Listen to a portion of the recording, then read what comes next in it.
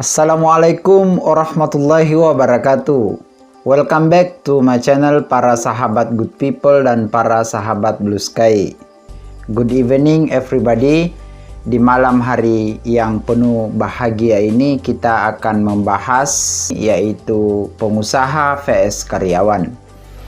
Ketika kita berbicara tentang pengusaha dan karyawan, tentu banyak orang yang berpikir bahwa ini tidak seimbang. Karena dengan kata lain ada bos, ada anak buah. Tetapi sebenarnya tidak demikian. Karena ketika kita berbicara tentang pengusaha dan karyawan, ini adalah satu kesatuan yang tidak pernah terpisahkan. Dan harus dua-duanya ada. Ketika ada pengusaha maka wajib ada karyawan. Dan ketika ada karyawan maka wajib ada pengusaha. Oleh karena itu, karena dua-duanya tidak bisa dipisahkan, tidak boleh dianggap satu bos satu anak buah karena saling membutuhkan satu sama lain. Oleh karena itu, banyak influencer maupun motivator selalu memotivasi kita untuk menjadi pengusaha, dan pengusaha. Kalau saya malam ini yaitu netral-netral saja, tergantung dari skill dan kemampuan teman-teman. Mau jadi pengusaha maupun jadi karyawan. Karena kita balik dari statement awal saya tadi bahwa keduanya saling membutuhkan. Kalaupun pada dasarnya menjadi pengusaha itu adalah salah satu pekerjaan yang sangat mulia, dan saya juga sangat mendukung untuk itu, namun perlu kita ketahui bersama bahwa hakikatnya pengusaha harus ada karyawannya dan karyawan harus ada pengusahanya. Oleh karena itu, Indonesia ketika kita bercermin kepada rakyat dan penduduk Indonesia, ketika kita berhitung tentang pengusahanya baru 0, sekian. Ketimbang negara-negara tetangga kita ada yang sudah 3, dan bahkan di atasnya seperti Singapura.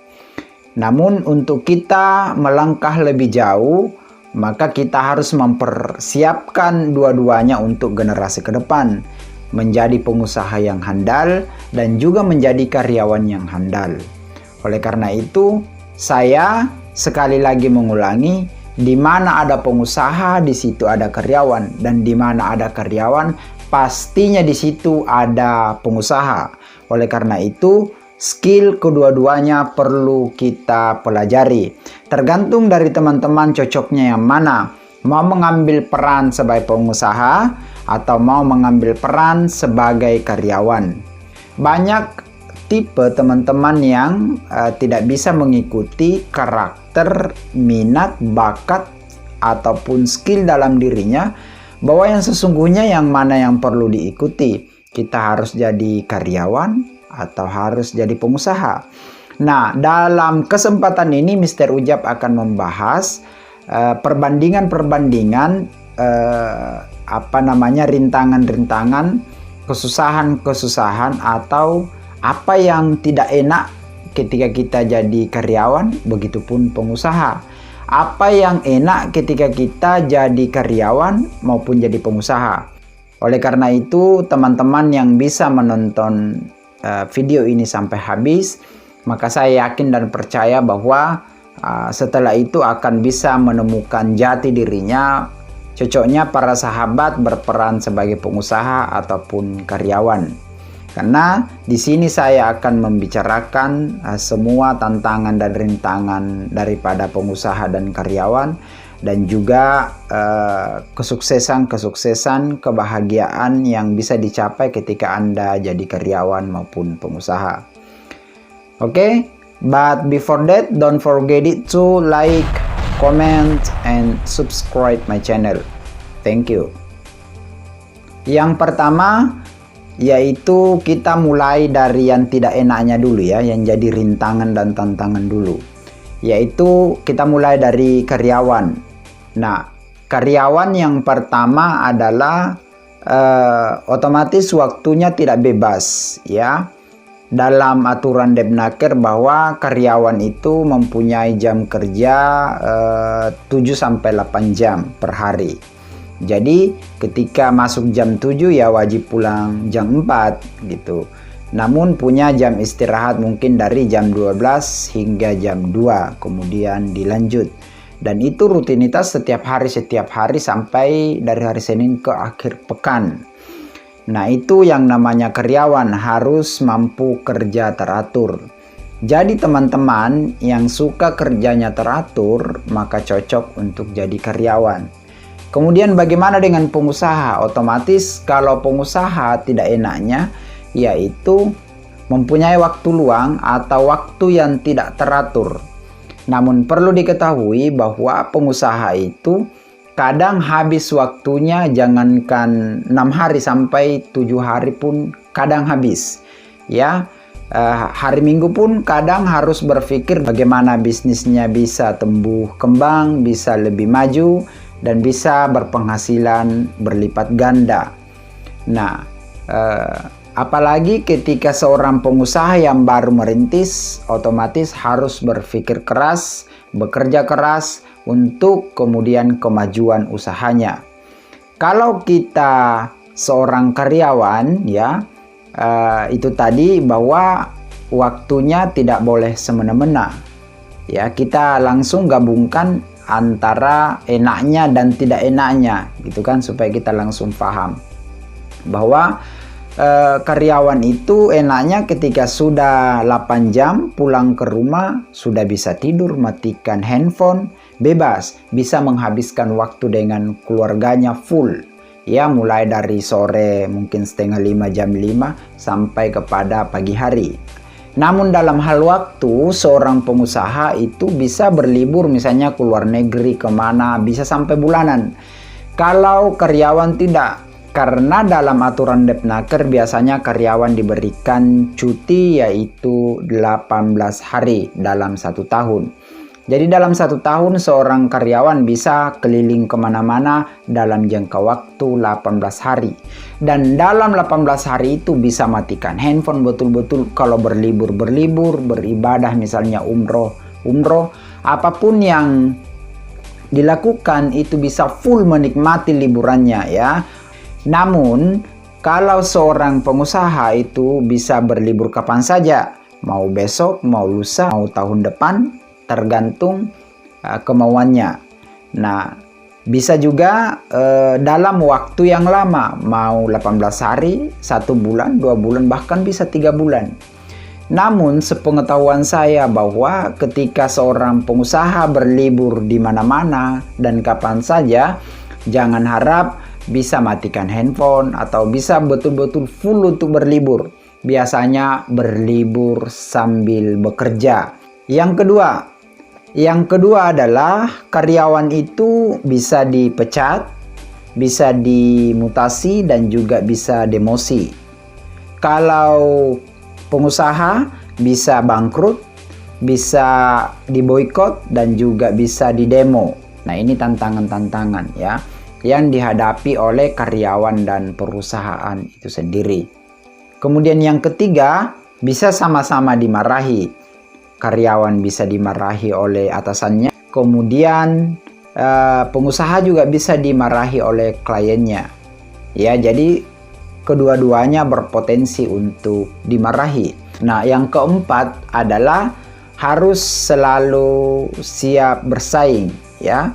Jadi pengusaha harus selalu siap bersaing, begitupun karyawan ya. Karena sekarang di era 4.0 itu semakin canggih. Ketika sebuah perusahaan tidak bisa bersaing dengan baik, maka akan terlindas oleh waktu. Karena semakin hari semakin canggih. Mungkin saja juga karyawan seperti itu, di mana ketika karyawan tidak siap untuk bersaing, baik itu internal maupun eksternal, dalam artian karena perusahaan mempunyai tantangan yang sangat luar biasa dengan perusahaan lainnya ya, dalam era globalisasi sekarang ini dengan dimasukinya teknologi ya, bisa saja ketika tidak upgrade ya, tidak mempersiapkan diri, maka bisa saja bangkrut. Kalau sebuah perusahaan itu upgrade, ya banyak ilmu-ilmu baru yang harus ditanamkan. Ilmu-ilmu baru itu harus dijalankan oleh yang punya dan karyawannya. Otomatis karyawan harus belajar berinovasi dan kreatif, ya. Dan karyawan ini harus memang belajar dan belajar, karena ada beberapa karyawan yang bisa saja digantikan dengan mesin. Ya, misalnya salah satu contohnya misalnya karyawan teller di bank itu bisa saja hilang digantikan dengan mesin. Itu ke depan. Oleh karena itu teman-teman bisa mengupgrade diri, harus siap bersaing secara internal dan eksternal. Ya. Nah, ini tantangan-tantangan para pengusaha dan karyawan. Namun ketika kita berbicara tentang kemuliaan, memang pengusaha itu sangat mulia karena menghidupi orang banyak. Tetapi tipe menjadi seorang pengusaha itu juga tidak banyak, ya. Namun kesesuaian dari tipe kita, cocoknya yang mana? Karena ketika seorang pengusaha bisa mendapatkan pendapatan yang berlipat ganda, yang banyak, seorang pengusaha sangat bahagia dan dijuluki sebagai pengusaha sukses. Ya, begitupun karyawan, ketika ada seorang karyawan yang semakin meningkat karirnya dari karyawan biasa naik, misalnya manajer, HRD dan lain-lain sebagainya, itu juga dikatakan karyawan sukses. Kalau suatu saat nanti pengusaha itu bisa mendapatkan passive income terhadap usahanya, maka karyawan juga bisa mendapatkan pesangon untuk jadi modal di masa tua, ya. Bahkan ada juga gaji pensiunnya.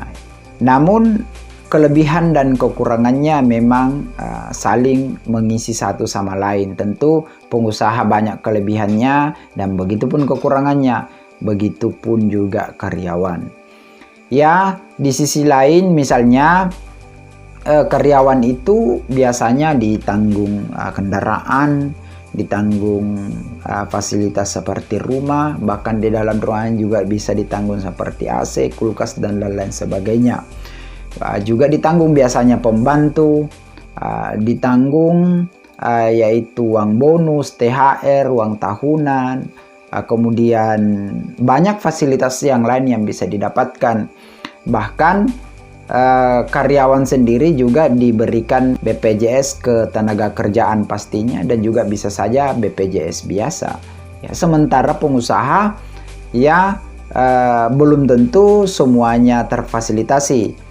Tetapi ya ketika perusahaan itu juga sukses, kalau anggotanya terfasilitasi, otomatis yang punya juga terfasilitasi. Maka perlu sinkronisasi kedua-duanya untuk bekerja sama lebih baik, memajukan perusahaan-perusahaan yang mereka emban bersama. Namun satu sama lain, yaitu bisa saling menghargai, karena tiada pengusaha tanpa karyawan dan tiada karyawan tanpa pengusaha. And that's all my conclusion for tonight. I'm Mr. Ujab. Success for you all. See you on top. Wassalamualaikum warahmatullahi wabarakatuh.